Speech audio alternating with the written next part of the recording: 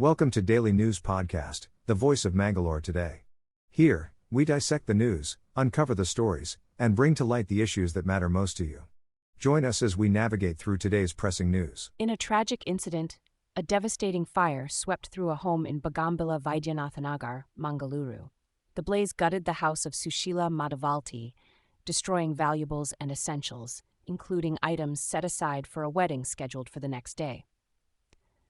Luckily, the family was away attending a mehendi function when the fire broke out. Upon returning, they were met with a frightening scene as flames engulfed their home. Quick-thinking neighbors managed to remove gas cylinders, averting a potential explosion. Despite efforts to control the fire, it spread rapidly, causing extensive damage. The fire brigade eventually extinguished the flames, but not before the house and its contents were ravaged. The family, already struggling financially, has been left shattered by the loss. Janardhan, a daily wage laborer, and Asha, who works at a local educational institution, along with Sushila and Meera, now face an uphill battle to rebuild their lives.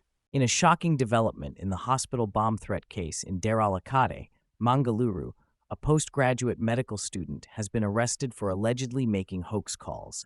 The incident occurred on June 4th when the hospital received multiple bomb threat calls, leading to a massive search operation involving police and bomb disposal squads. No explosives were found. Strangely, the initial complaint was filed by the same student who was later found to be the culprit. Dr. Monica Choudhury is suspected to have made the threats to evade a seminar presentation. She has been arrested, and further investigation is underway by Ulal police. Tragedy struck at the famous Karinja Temple in Bantwal Taluk as a college student, Chetan, 19, drowned in the Gadathirtha Kere on Saturday morning. Chetan, a student of B. Muda Government PU College, had gone to wash his feet near the lake when he slipped and fell in. Despite efforts by his friend Prashwith and local youth, Chetan could not be saved. Chetan, the son of Sridhar Mulya from Kangitulu, was a regular visitor to the Karinja shrine. The incident has left the local community in shock and mourning. Authorities are calling for increased safety measures near water bodies to prevent such tragic accidents in the future. In a tragic incident in Mangaluru's Gurunagara area, a 64-year-old woman named Sarojini lost her life due to burn injuries sustained during a puja ritual at her home. The incident occurred on Tuesday night when her clothes caught fire accidentally. Sarojini's son Akshay, who bravely tried to save her, was also injured in the process. Despite being rushed to a private hospital, Sarojini couldn't be saved. It is reported that Sarojini was struggling with mental health issues after her husband's demise. The Kankanadi Town Police Station has registered a case in this regard. Our thoughts are with the family during this difficult time. In a tragic incident near Kinnamulki in Udupi, a promising MBA student and talented artiste, Sankirtan, lost his life at the young age of 28. The son of renowned bhajan singer Suresh Acharya from Kidiyur, Sankirtan was fatally injured when his two-wheeler was struck by a car due to negligent driving. The car driver's reckless actions led to a collision with a goods vehicle before hitting Sankirtan's bike. Despite being rushed to the hospital promptly, Sankirtan could not be saved. The untimely demise of this young soul has left the community in shock and mourning. In the spirit of unity and faith, the Muslim community in Mangaluru celebrated the festival of Bakrid with devotion and joy. Eid namaz and khutbah recital were conducted at various mosques in the city under the guidance of respected leaders. The day, known as Eid ul-Adha, is a time for special prayers, greetings, and the sharing of gifts. Commemorating the sacrifices of Prophet Ibrahim, families and friends will come together to enjoy festive feasts. Let us join in extending warm wishes to our Muslim brothers and sisters on this auspicious occasion of Bakrid. Tense moments near Gundia as a private bus en route from Bengaluru to Mangaluru overturned, leaving 10 passengers injured. The quick response led to their swift transfer to a private hospital in Nelyady, with 2 others taken to Mangaluru for advanced treatment. Stay tuned for updates on this developing story in our future broadcasts. In a major crackdown on corruption, the Lokayukta police nabbed Assistant Executive Engineer Ashok Pujari from Mangalore Electricity Company, MESCOM, in Brahmavara.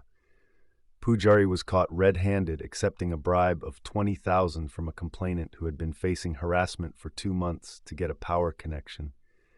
The victim reported the matter to the Lokayukta police in Udupi, leading to the successful trap set by the authorities.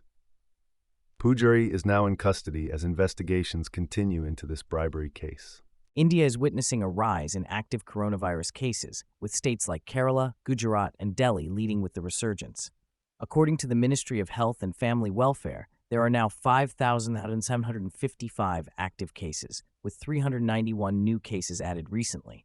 Kerala has the highest count at 1,806 cases, followed by Gujarat, Delhi, and others like West Bengal, Maharashtra, and Karnataka. Despite 59 deaths in the past weeks, officials say the cases are mild and not a cause for panic.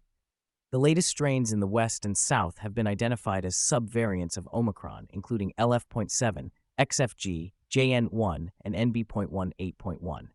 Dr. Rajiv Bell of ICMR assures that the severity of these infections is generally mild, with no significant increase in transmission rate. While the situation is being closely monitored, authorities emphasize that there is no need to panic at this stage. In a significant development, the Karnataka state government has shortlisted 4 prominent personalities to become MLCs nominated by Governor Tawarchand Gehlot. The nominees include Dalit activist D.G. Sagar, senior journalist Dinesh Amin Mathu, Congress's communications chief Ramesh Babu, and vice chairperson of the Karnataka NRI Forum Arathi Krishna.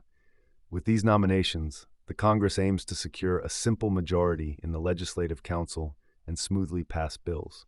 The nominees, belonging to diverse backgrounds, are expected to bring a varied perspective to the Council. The nominations highlight the importance of recognizing individuals who have excelled in their respective fields. The governor's role in selecting MLCs ensures a balanced representation to enhance the legislative process in the state.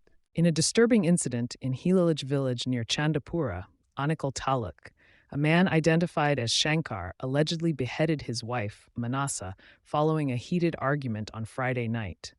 The accused was stopped by police on Chandapura Anikal Main Road due to blood on his clothes, which led to the discovery of the gruesome crime scene. The couple, both in their mid-20s, had been married for over 5 years and had a 3-year-old daughter. The police revealed that Shankar suspected Manasa of having an extramarital affair, leading to conflicts between them. Despite attempts at reconciliation, the situation escalated on Saturday when Shankar fatally attacked Manasa with an axe during an intense argument at their home. The police have registered a case and are currently investigating this tragic incident. In a tragic turn of events, the victory celebration of IPL 2025 winners, Royal Challengers Bengaluru, led to a stampede near M. Chinnaswamy Stadium in Bengaluru. The incident resulted in 11 deaths and around 50 injuries. Following this devastating event, Karnataka State Cricket Association Secretary Shankar and Treasurer E.S. Jaram resigned, citing moral responsibility. The police have made 4 arrests, including the franchise's marketing head, Nikhil Sosal. RCB announced financial assistance of Rs 10 lakh each for the families of the deceased. The franchise also set up a fund, RCB Cares, to support the injured fans. A magisterial inquiry is in progress, with a report expected soon. Criticism arose over the lack of adequate security arrangements for the celebratory parade. Indian cricket star Virat Kohli expressed sadness over the tragic incident, as former player Syed Kirmani condemned the chaos as a deadly welcome. Stay tuned for more updates on this unfortunate incident. In a tragic development in South Kashmir, the ruthless killing of 25 tourists and a local resident at a picturesque meadow near Pahalgam 6 weeks ago continues to haunt the nation as the perpetrators, believed to be terrorists, evade capture. India's response through Operation Sindoor targeted terrorist camps in Pakistan, igniting a 4-day military confrontation that ended on May 10th. Despite a massive manhunt by J&K police and the Indian Army, the terrorists responsible for the heinous April 22 attack remain at large, leaving the public fearful and local businesses anxious about the uncertain future. The National Investigation Agency has taken over the investigation, yet no arrests have been made. Experts fear a new wave of well-trained mercenaries challenging security forces, emphasizing the urgent need to bring the culprits to justice and restore faith in the region. The elusive terrorists, known as the Butchers of Baisaran, pose a looming threat to the fragile peace in Kashmir. Operation Sindoor witnesses continued division within the opposition as they grapple with strategies against the Modi government post the Pahalgam attack. Issues ranging from security lapses to diplomatic setbacks remain in focus. While some parties like AAP chart their course, he has refrained from joining the opposition's demand for a special parliament session. The government's early announcement of the monsoon session aims to thwart opposition pressure. Despite efforts to unite, the INDIA bloc faces challenges, evident as the government unilaterally selects leaders for anti-Pakistan campaigns abroad. Tensions arise as MPs prioritize national duty over party lines, inadvertently aiding the ruling BJP. Opposition circles criticize hasty decisions to join government delegations, viewing it as a BJP ploy. Maintaining accountability while navigating diplomatic waters remains a hurdle for the opposition, as they strive to challenge the government effectively. In a recent development, Pakistan has sent 4 letters to India urging the reconsideration of the suspension of the Indus Waters Treaty, IWT, following a terror attack in Pahalgam, Jammu and Kashmir. The attack claimed the lives of 26 tourists. Desperate due to an impending water crisis, Pakistan is seeking the revival of the treaty despite India's stance that terror and trade cannot coexist. India has maintained that the treaty will remain suspended until Pakistan takes credible steps to end its support for cross-border terrorism. In response to Pakistan's pleas, India has emphasized on national security interests and the necessity to tackle the water crisis afflicting Pakistan. With tensions escalating, Pakistan's Prime Minister Shehbaz Sharif has expressed readiness to engage in peace talks with India. The situation underscores the long-standing discord between the two nations regarding the IWT, signed in 1960 to govern the sharing of 6 rivers between India and Pakistan. Amidst growing security concerns and escalating tensions, the fate of the treaty remains uncertain. In Mangalore today, in a major announcement, the Delhi airport operator DIAL has shared that 114 flights, constituting 7.5% of the total daily flights, will be cancelled for 3 months, starting from June 15th.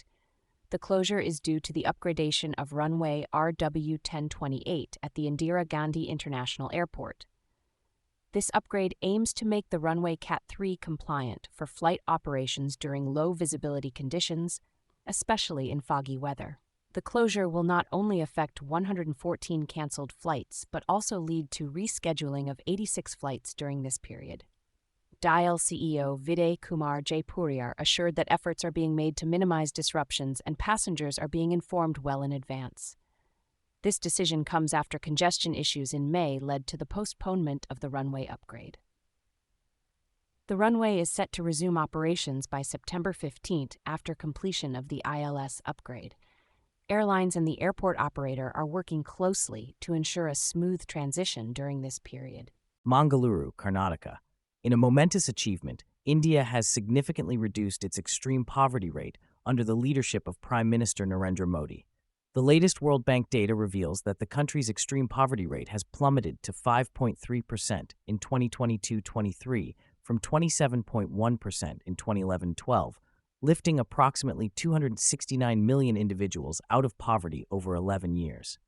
Uttar Pradesh, Maharashtra, Bihar, West Bengal, and Madhya Pradesh, which accounted for 65% of India's extreme poor in 2011-12, contributed to 2/3 of the overall decline in extreme poverty by 2022-23.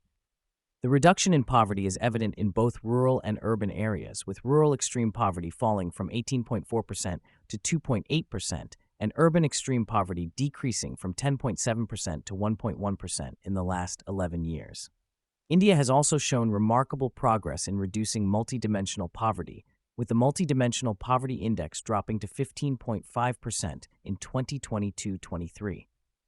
PM Modi emphasized the government's initiatives like PM Awas Yojana, PM Ujjwala Yojana, Jan Dhan Yojana, and Ayushman Bharat, which have provided housing, clean cooking fuel, banking, and healthcare to millions, contributing to India's fight against poverty. As we conclude today's broadcast, we extend our heartfelt thanks for your viewership. For more on the stories we've shared and beyond, our website mangaloretoday.com awaits your visit. Don't forget to subscribe for all the latest news. Thank you, and good night.